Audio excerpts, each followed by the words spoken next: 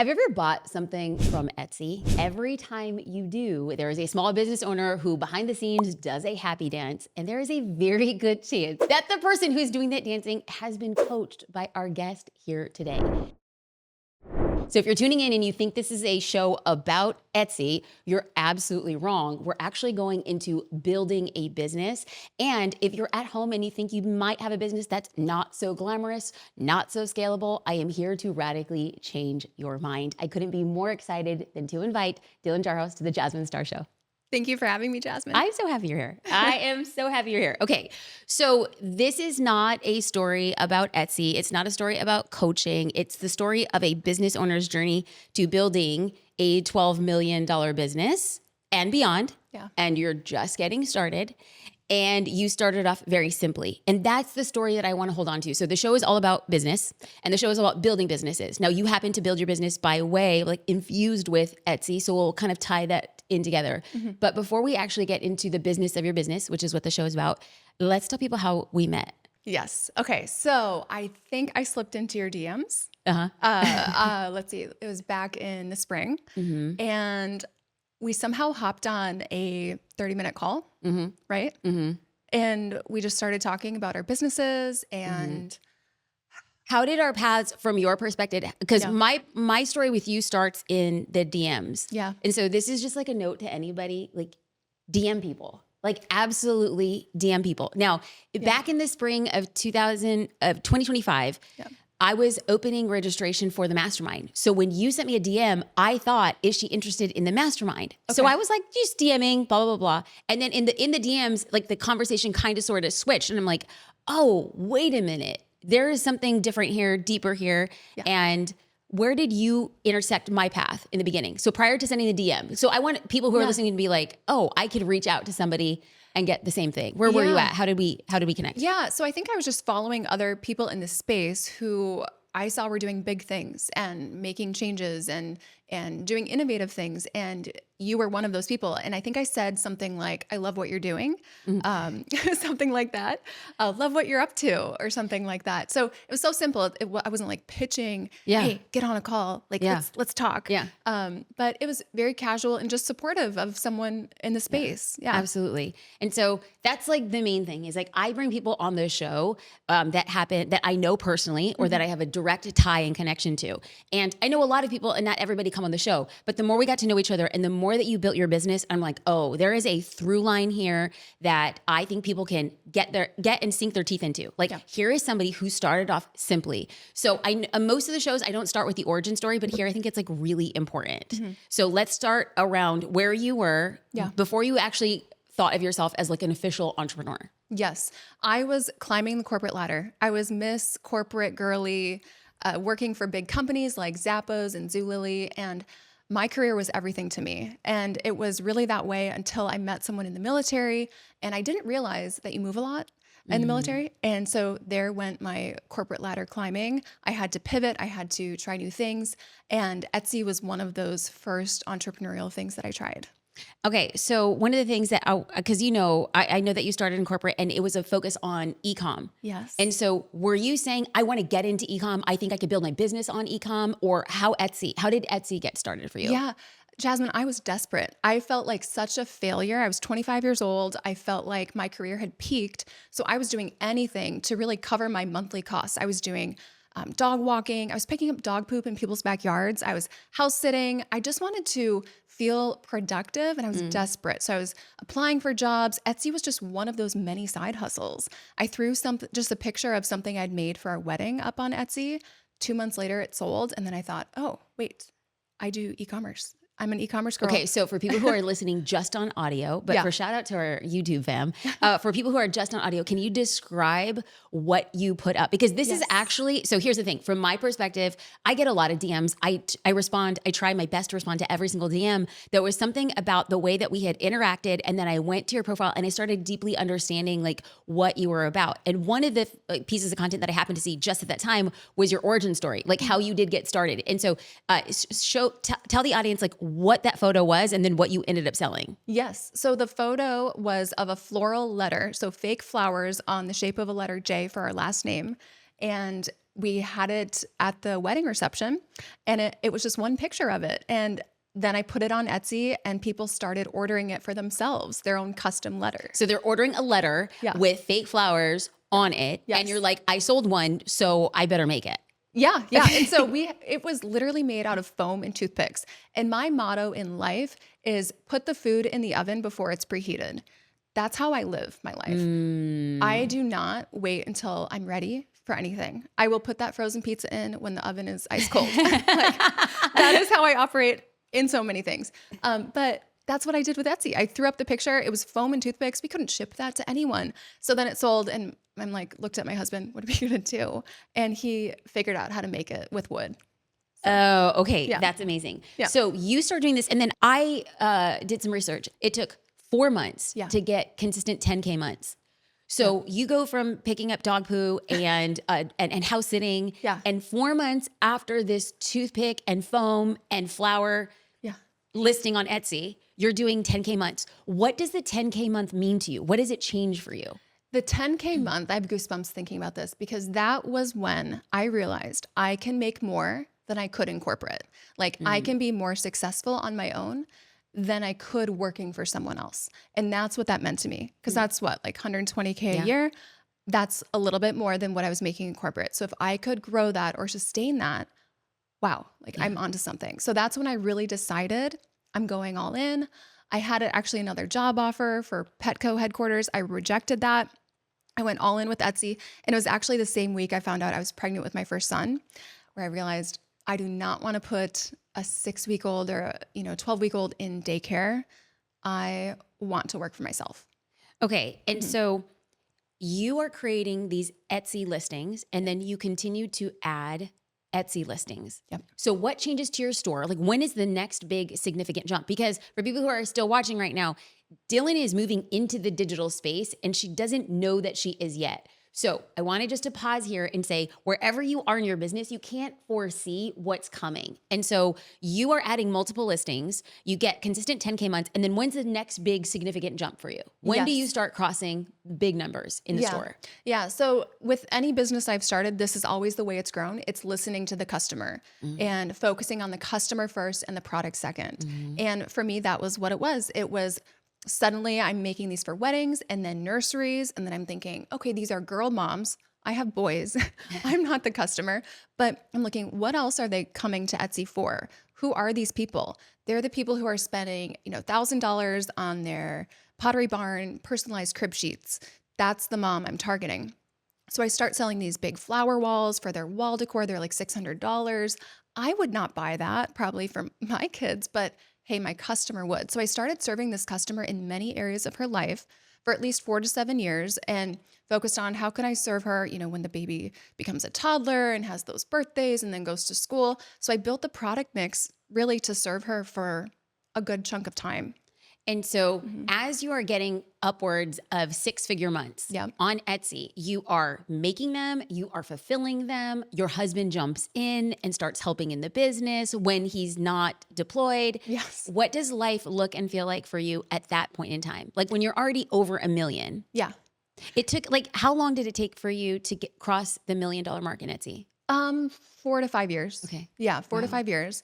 And at that point, I started hiring. So I hired my first assistant to be packaging orders, but it's very much like a solo business at this point. My husband's on a submarine, he's out at sea, and this is it felt like my purpose at the time. So I was hustling, so much to the point where 14 to 16-hour days on my feet, I got vascular disease in my legs. And that's when I really ramped up hiring and outsourcing. Okay. Yeah. So you build a $1 million+ business on Etsy. And then what do other Etsy sellers start asking you for information? How do you move into the digital space? Yeah. What actually is the light bulb that says, I have a 7-figure business and you want to know what I want to do? I want to go and do more. What happens there? What's that transition? So it was back in 2022. Back in the summer of 2022, I had this leg surgery to fix the veins in my legs from standing so much that I realized I can't keep doing production. So I completely outsourced 100% of the Etsy shop. And I'm not the kind of lady to sit around, right? I want to I want to build something. So ended up creating a YouTube channel. I took a course to learn how to use YouTube to kind of create digital products. And within my first month of putting up daily videos, I had people asking for guidance. And I saw this gap in the market on YouTube because everyone teaching Etsy, they didn't have e-commerce experience. They were like a nurse or a teacher, and they got lucky, or they have tips and tricks for Etsy, but nothing that's like hardcore business principles. So I saw that gap and I just went right in, started teaching everything I knew from e-commerce in the corporate space and Etsy. And we had people asking for help that first month. And so people are asking you for help. And then what do you do? I created a course. I started selling it with, let's see, I just had my first module made. Okay. I started selling it. So that here again, ladies and gentlemen, she's putting the pizza in the oven and the oven's not on. This is frozen pizza. So she's like, I'm going to create a course, but I'm only having one of multiple parts of it done. Yeah. Like I'm going to build it. I'm going to build the plane on the way down. Exactly. Yeah. And that was what I was taught. They're like, create the course and then build it as you learn more about what they need. So I'm like, okay, this makes sense. Now the course, there's two ways to go: low ticket, high ticket. I had no idea. I was like, sure, high ticket, maybe. And Really? yeah. Okay, so I did this too. I built a course and I was teaching it as I was building it out so I would learn. But this was an Instagram, a course for business owners who wanted to learn Instagram. But I went low ticket. What made you say high ticket? They said that, or my mentors at the time said that if you want to make a lot of money and you have a small audience, high ticket is easier. And I didn't have a large audience. Less than 1,000 followers Okay. on Instagram. Great. Like 1,000 YouTube subscribers. I did not have a large audience at all. So I went high ticket. It was like $2,500. What? Yeah. Oh my God. Why am I just learning about this right now? Oh Really? my gosh. Okay. Really? Okay. Yes. Yes. I love it. I'm shook. Okay. Great. Tell me more. Okay, so it's $2,500. I started putting a Calendly link in the comments of my YouTube videos saying, book a call if you want to join my program. So I started getting a couple calls booked. I didn't, they call it closing. That's kind of, crass maybe, but I didn't close my first 13 calls. And I thought, okay, I got to go low ticket. I'm going to slash it to $200.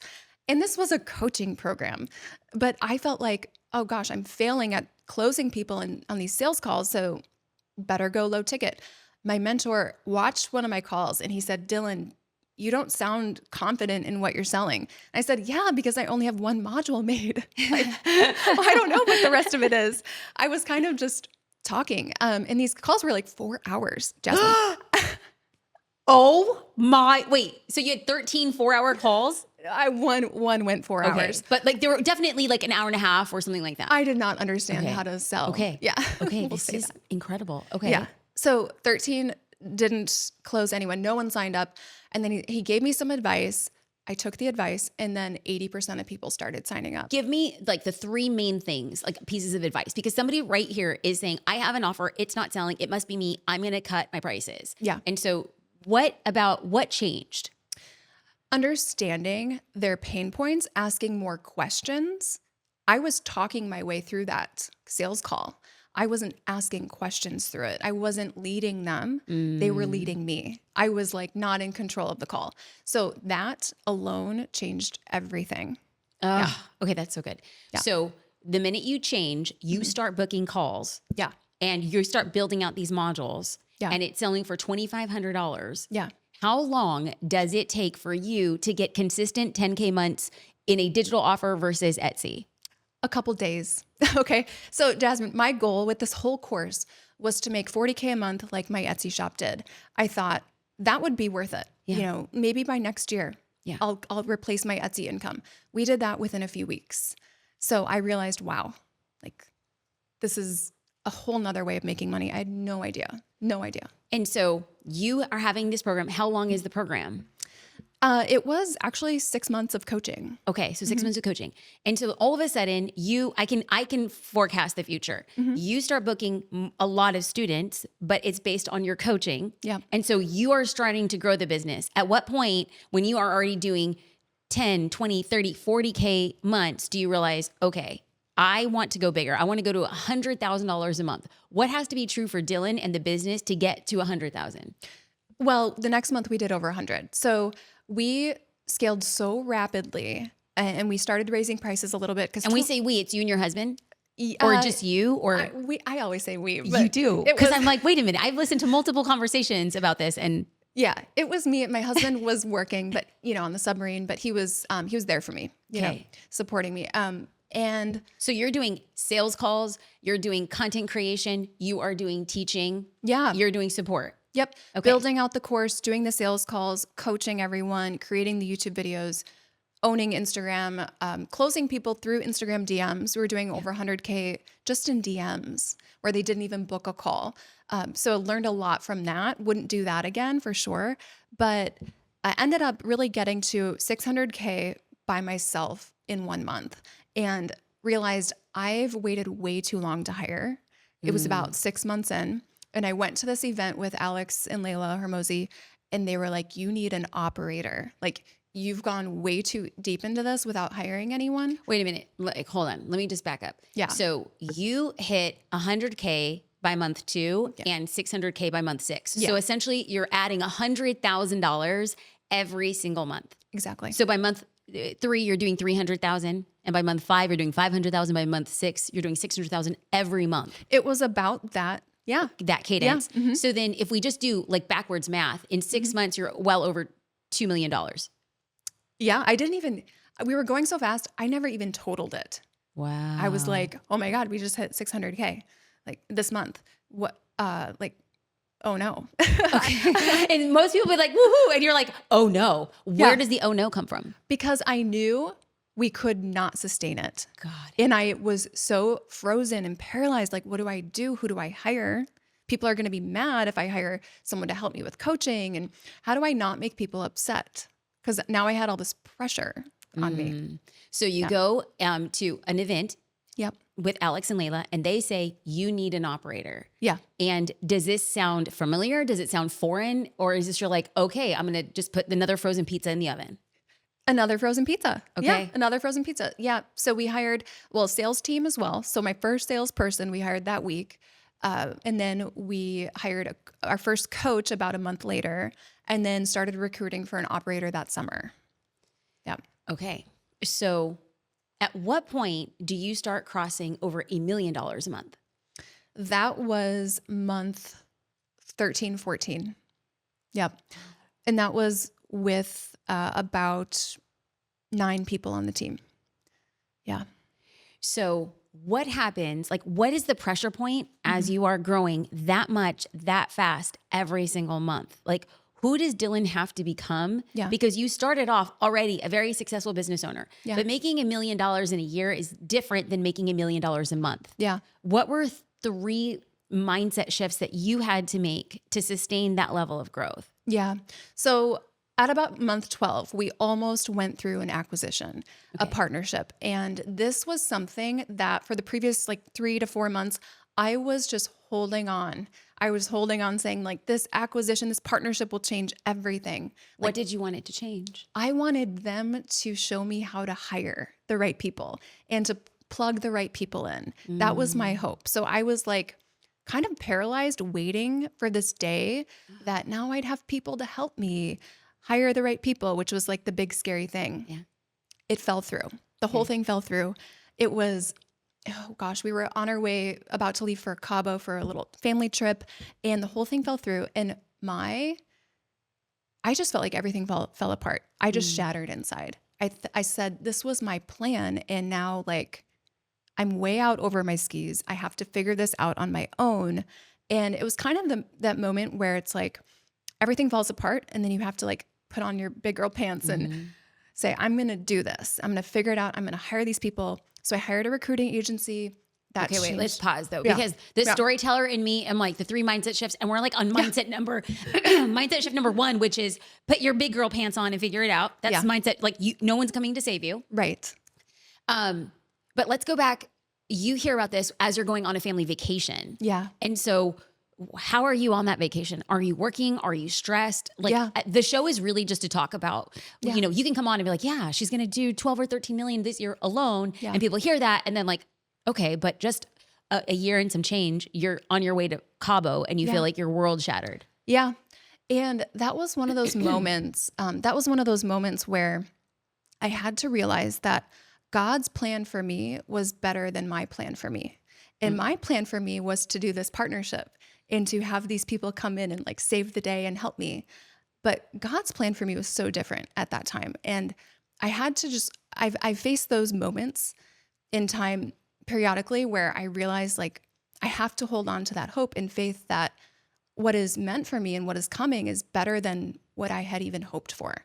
So what's coming is better than what I had been dreaming of, which is exciting. Okay. So hold on to that. And I look back at those pictures in Cabo and I looked so scared and like with my kids and I looked scared and I looked like I felt like a failure. Like, was it me or why didn't this happen? Did I mess it up? And I told myself all these narratives, but I had to remember that my plan for me is not as good as God's plan for me. And that gave me hope. Whoa. Yeah. Did that shift happen in Cabo or did it happen, you go to Cabo, you're trying to regroup, you come home and it settles? Like how quick did that happen for you? It happened for me, I think, after I talked to my parents. And my dad, actually, he's really sweet. He said, Dylan, I think they were doing you a favor. I think they knew you could do this on your own. And that, his confidence in me reminded me like, hey, maybe I can do this on my own. Like, maybe I don't need them. Maybe it wasn't me that they didn't like me. Maybe it's that they knew I didn't need them, possibly. Do you still believe that? It's so hard. Sometimes. Yeah, sometimes. Sometimes I think that it wouldn't have made a huge difference. And looking back, I am so glad that didn't happen because I don't think this business would have grown exponentially more than it has already. That's right. With them. That's right. Dang, that's real. That's the real. Okay, mindset shift number one is to like, no one's coming to save you. No one's coming to save you. It's a decision. You either get up and you move or you sit there and you sulk and fail and you can't let the ship sink. So like you're the captain of the ship, you've got to lead. So, okay. So then what's the second mindset shift? Because you accept it. You accept I am going to get back up and I'm going to continue moving forward. Then what's the mindset shift? I think the second mindset shift is the excitement that can come from realizing that your plan is not always the best plan. And for me, I'm Christian, so I really believe that God's plan, and I've seen this, God's plan is always better than my own. Like my hopes and dreams for myself, my hope was to make $40K a month a year later. Like that did it, in a few weeks. So his plan's always been better. And so I just had to sit in that. And then the third thing? And the third thing, oh my gosh. The third thing is that I wasn't going to fail. I'm not the type of person to fail. And I've got my husband at my side and he built the Etsy shop with me. He was, he's locked arms with me with this business. And I wasn't alone. I thought I was alone, but I wasn't. Yeah. So we get back up to this point. And so you have those three things. No one's going to be coming to save you. That God's plan is better than your plan. And it felt like you were doing it alone, but the reality was you weren't. I wasn't. So once you become that version to step into the next version, then you go on to this like series of hiring. Tell us like what that was for you. What lessons did you start learning? Because you had to learn them really fast. So fast. Desperate hiring is never the worst. The worst hiring. Oh God. Make the worst decisions. I made, like our first, the number 2, the COO, like that wasn't a good decision. It wasn't the right person. It was the second person I interviewed. Oh. For any job ever. Like that was the second person I ever interviewed.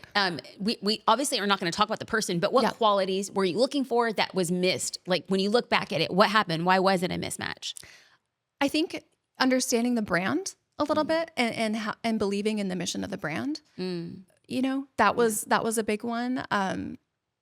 And I think their personal goals didn't align with the goals of the company. So I didn't understand the person and their why and what motivated them enough. Got it. Yeah. And so for people who are listening, when we start hiring, does it matter that the person we're hiring understands the brand and the brand values? And then does their personal values align with the business values? Right. Yeah. Because what do they say? A fresh broom sweeps clean. Like the first couple of months, oh, it's great. Okay, well, that's as good as it was. Yeah. And then, things start to deteriorate because it's not sustainable if there is not alignment. And Yeah. so how long was that person there? How long was your number 2 there? It's your second interview, Yeah. your first hire, or one of your first key hires. Yeah. How long was that person there? Yeah. So I'd hired an executive assistant, and then this was the second person. Okay. So he was there 11 months. Yeah. Okay. And then what was the conversation letting him go? It was very challenging because I'd never let anyone go before. Okay. Yeah. So let's go back. So it was, this isn't in alignment. My husband was there with me, of course, support on the call.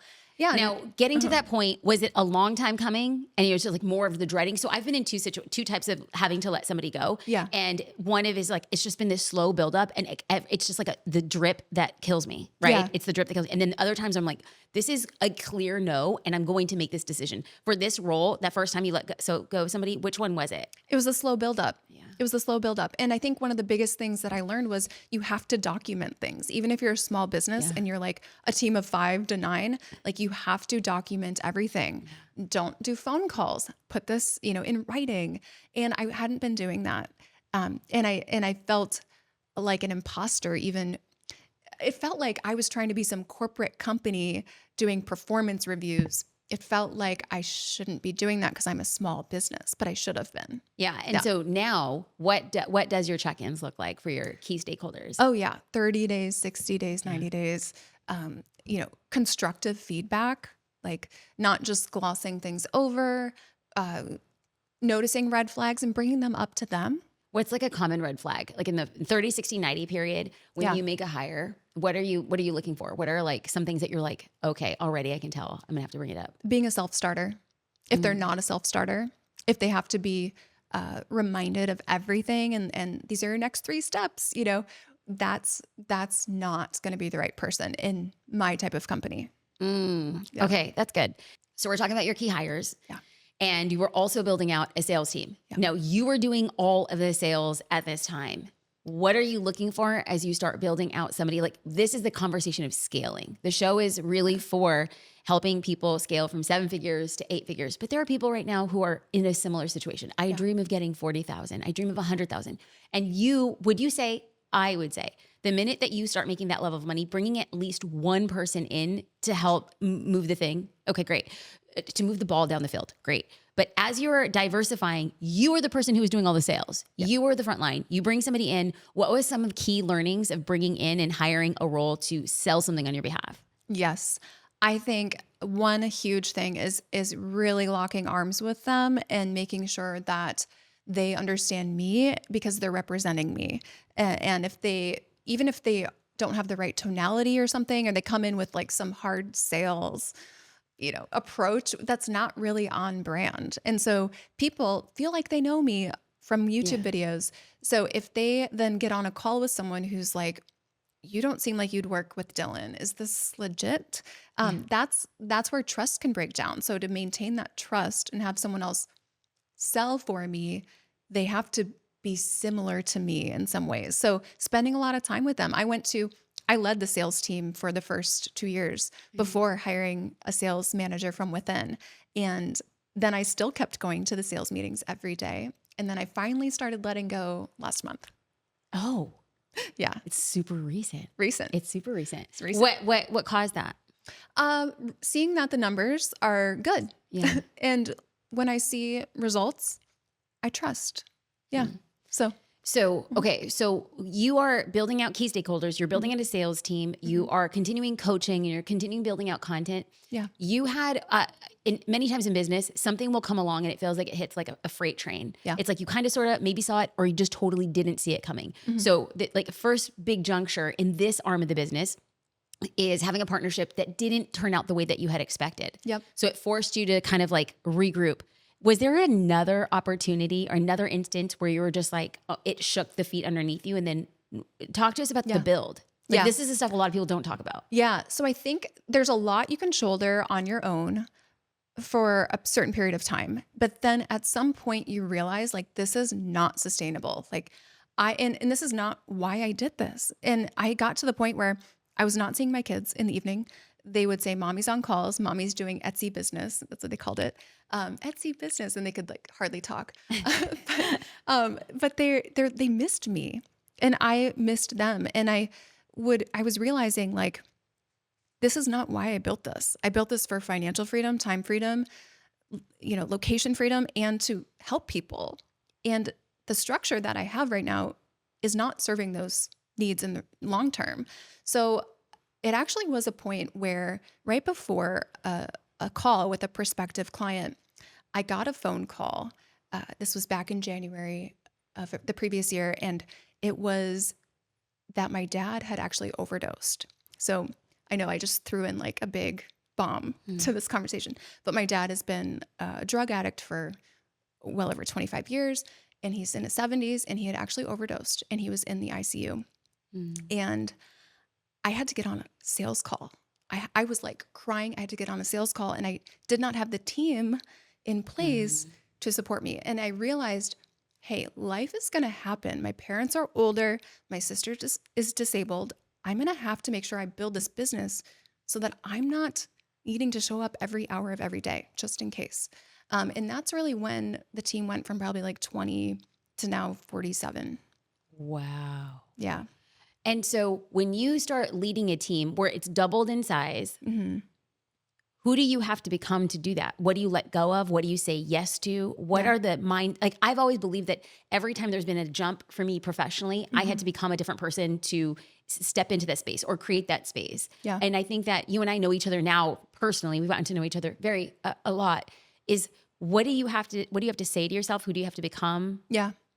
So I think for anyone who's kind of doing a solo business right now, they don't have a team, it's kind of nice because like you kind of, you can keep to yourself, you have your own thoughts, you keep yourself accountable and you don't have to worry about other people. So if you're an introvert like I am, that was really hard.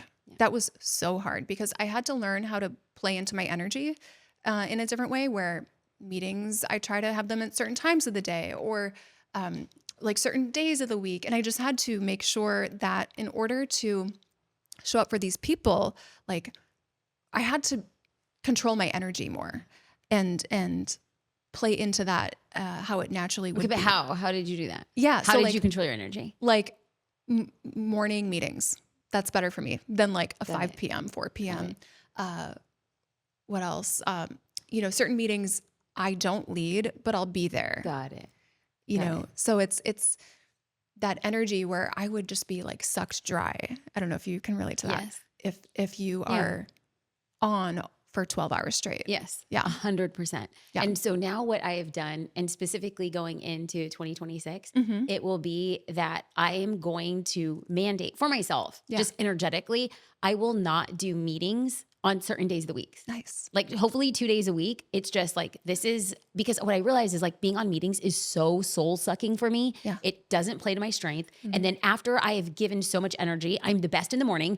I'm zapped of all energy to like create or to think or to ideate. And so I'm just like, okay, this is backwards because my afternoons are rendered useless for me. I'm just like a pile of mud. Yeah. And so I think that starting next year, in order to conserve energy, because I think that doing the same thing you had done is like starting to index when do I give my best? How do I show up the best? But then I started realizing if I really want to scale this business, I need more time to be alone and do what my zone of genius is. And I wasn't giving myself time to do that. So those your 2 tips, maybe adding mine is like in order to help protect energy. Totally. Protect energy. Yeah. So in realizing that just because you're an introvert, I think a lot of us think, well, I can't have a big team because I'm not a people person. Yeah. So I shouldn't hire people because I'm not a people person. Well, that's not true. Like there's so many great entrepreneurs who are introverts and you wouldn't even guess. Like I assume everyone I meet in this space is an extrovert because of how they show up online in their content, but it's surprising. Our last conversation, I think there was 2 things that you were like, wait, what? When I had said, oh, I'm like super like code red introvert. Like I'm like level 12 out of 10 introvert. And then the second thing that you said was surprising was you said, you're really private. Yes. And I was like, oh yeah, I'm very private. Yes. Like wildly so. And I think that maybe I give the impression that I am extroverted and like I share all the things and I'm like, oh no, it's like the Alamo over here. It's like FBI. Yes. Like people get like this tiny breadcrumbs along the way. Okay. So what happens as you're growing your team, as you're scaling, when you look at what's next for yourself? Yeah. Where are you at with that? And how do you find the next path? Yeah. So I think the fulfillment is different now than it was in the beginning.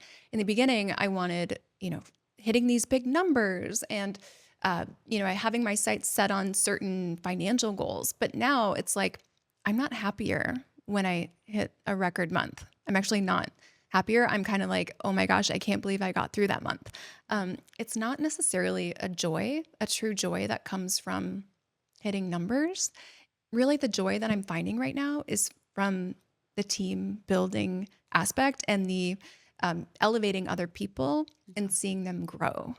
That's what's giving me so much fulfillment, whether it's a client, like an Etsy seller that I'm helping grow, or my executive assistant, So let's talk a little bit about the change of the business. In the beginning, you were doing all the things. One of them was to do your coaching. Yeah. And now explain for people who don't know, like your coaching team has grown significantly. Yeah. And when somebody joins your program, they're not actually getting coached directly by you, at least up to a certain extent. They're not getting coached directly by you. Explain the nature of it. Yeah. So it was all me for everyone all the time. And we do like daily 24/7 coaching. So that was a lot. My family definitely noticed. I was like, kids, be quiet. I'm making a Loom video for this person. Hi, Sarah. Like, okay, so let's get into your shop. And yeah, they noticed. So it was a little bit over the top. So I hired a coaching team. We have 18 people on the team now. Wow. Yeah. They were all previous students. Biggest fear was people will be mad if I hire a coach to help. They were not mad. They loved it because they got faster responses. So if one of your listeners is held back right now, like I can't hire someone else to fulfill the service, they can actually improve the service because it can be faster. So that was a big myth that I was telling myself.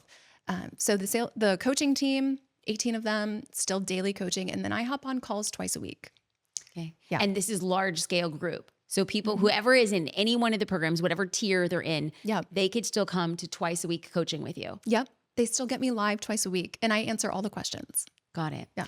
And so is there a world in which you think that you would work yourself out of the business in that capacity? Yeah. So Alex and Layla, they said, okay, there's big key man risk here. Like if you got hit by a bus, what would happen? And that was before we had coaches. Still now, we played with bringing coaches into content, which I would love to do more of. But I do think there's something to be said for, hey, I still want to have this business. I'm not trying to sell this business. I'm not trying to work myself completely out of it. So I still like showing up. If I stopped showing up, I would lose touch, I think.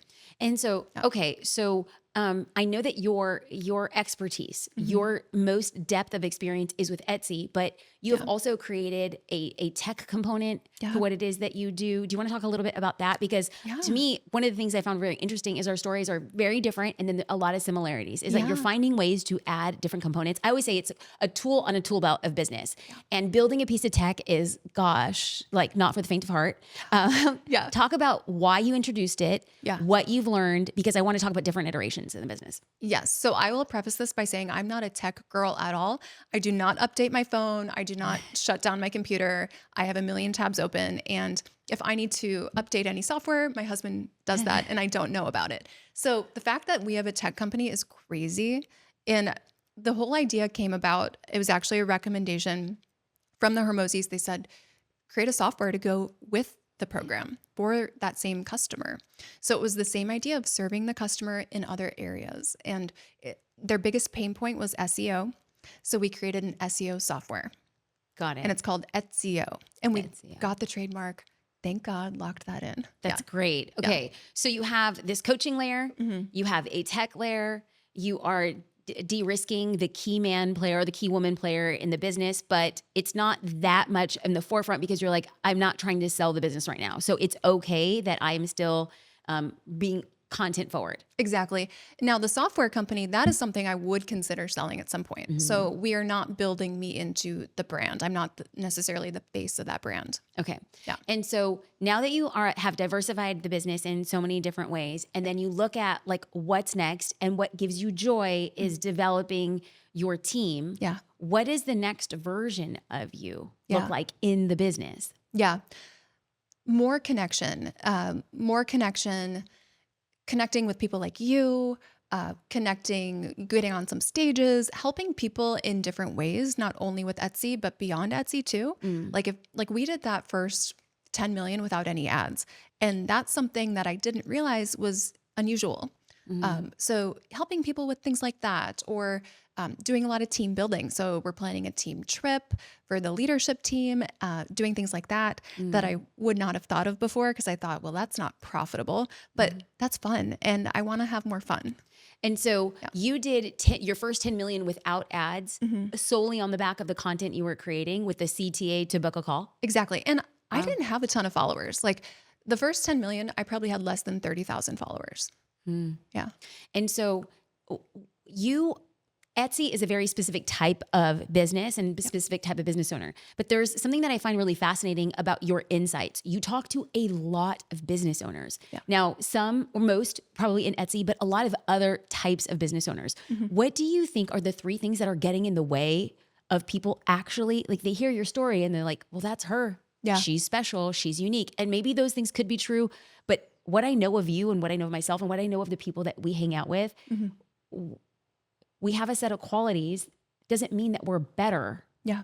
It just means that we're different. So what do you think that you have, or other people have, that you see like, man, these are the 3 things. Like if these 3 things in business owners were to change, what do you think that is? Because you have a lot of students. Yeah. We have over 4,500 students. So I've seen what separates the successful from the ones who don't get that momentum. And number 1 thing is consistency. Like I always say, I'm not the smartest person in the room, but I will win on consistency. Like I will show up. I will outwork. Hey, man, that's my game, honey. That's my game. Yes. Yep. How many years of consistency? That's right. Yeah. That's right. Yeah. That is right.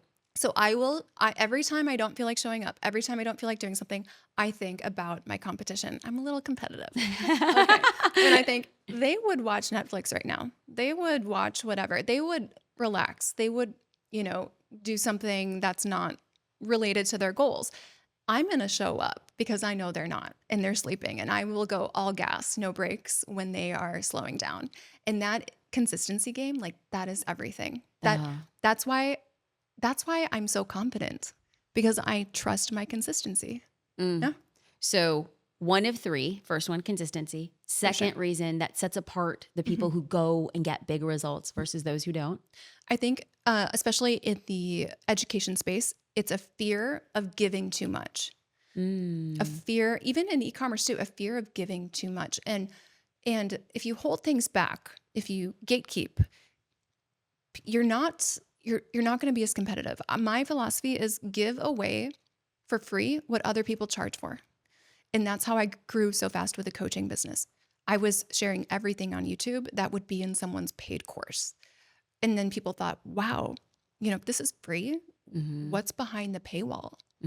So people are afraid to share too much. Even on Etsy, they'll put like a watermark on their painting. And I'm like, no one's bought it. Like, no one wants it yet. Like, just hold your horses, Oh, that's funny. Yeah. So consistency, giving away your best stuff for free. Yeah.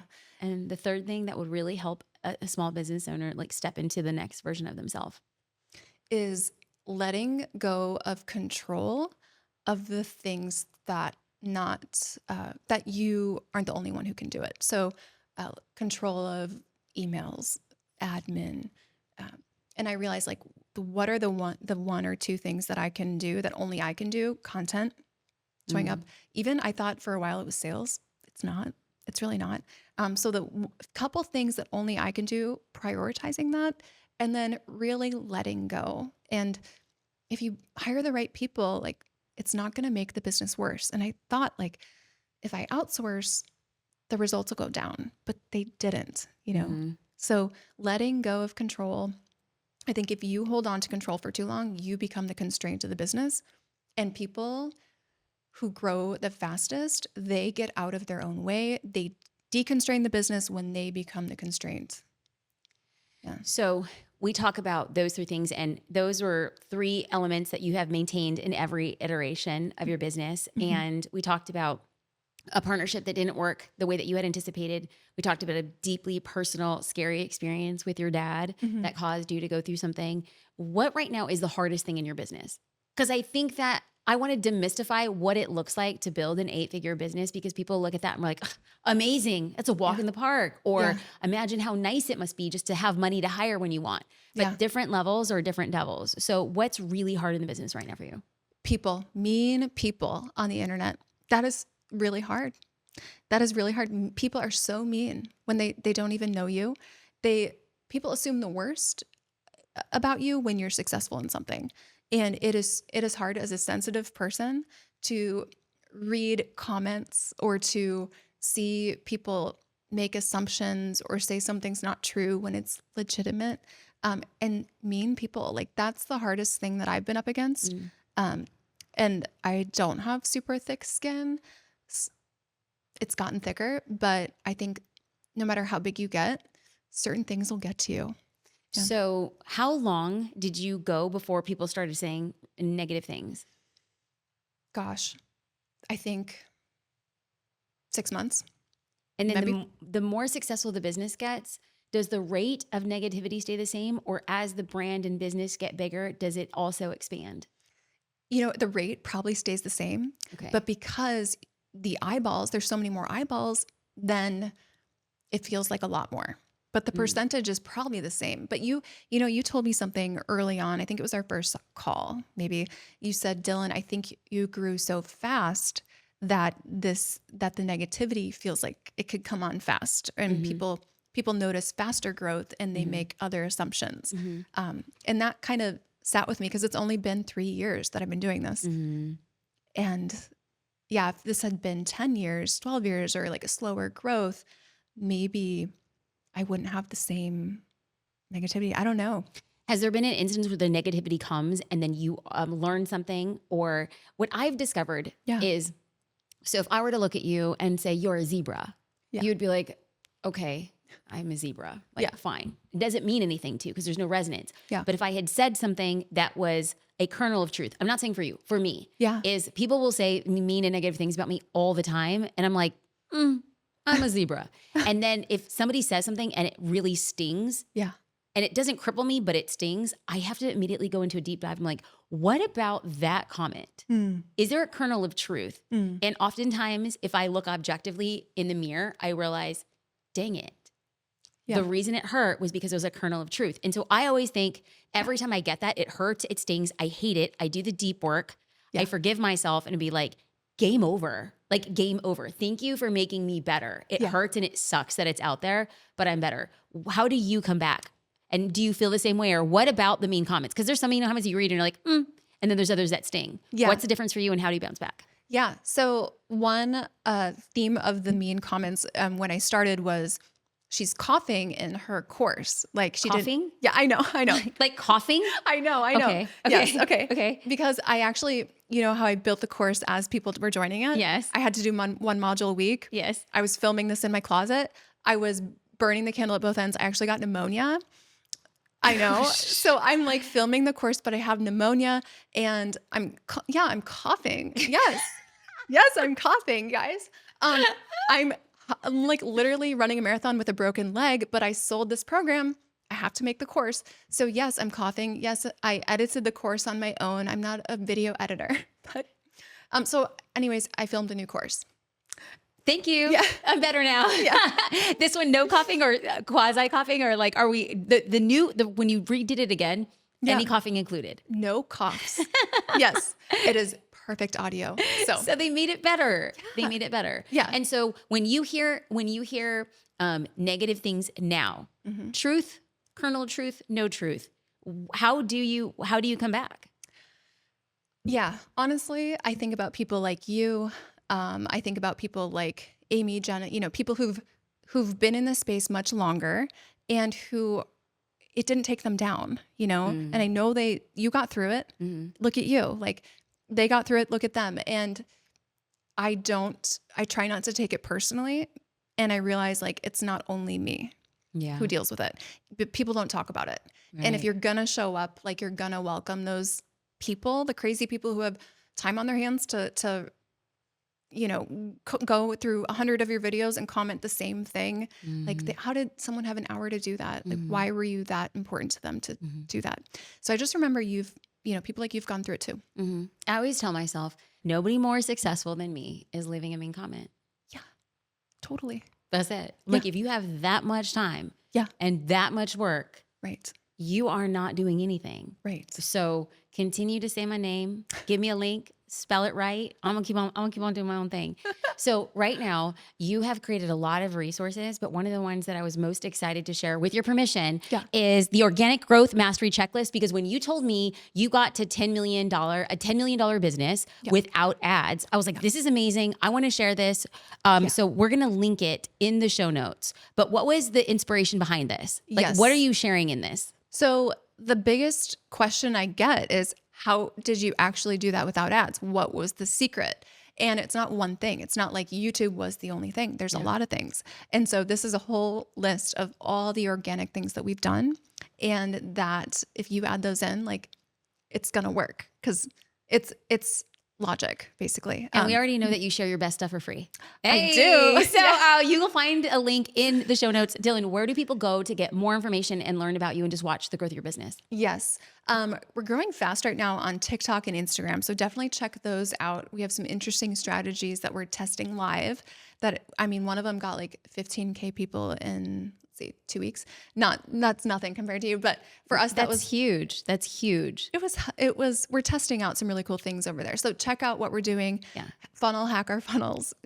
Come on in. And check us out on YouTube, because that's really the core of our growth. That's great. So where do they go on Instagram, TikTok, and YouTube? Dylan Jahraus for all of them. Jahraus. Great. We'll be sure to link all of that in the show notes.